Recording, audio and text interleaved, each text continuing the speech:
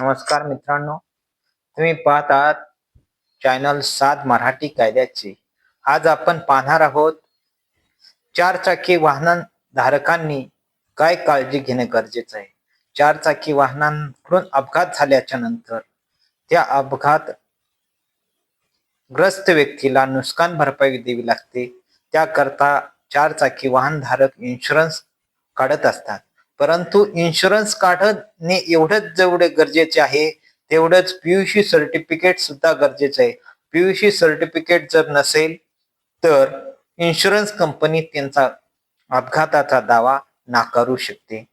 त्यामुळे मालकांना त्याचा भुर्दंड भरावा लागतो. त्याकरता पीयूसी सर्टिफिकेट काढणं अत्यंत गरजेचं आहे.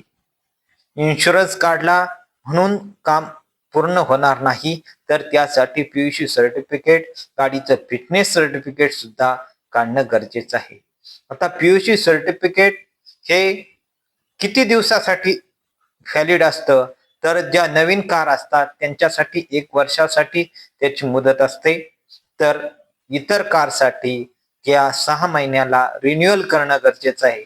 असं पीयूसी सर्टिफिकेट शिवाय गाडी चालवली तर प्रथम गुन्हा घडल्यास 1,000 रुपये दंड आणि दुसरा गुन्हा घडल्यास 2,000 रुपये दंड पोलीस आकारू शकतात.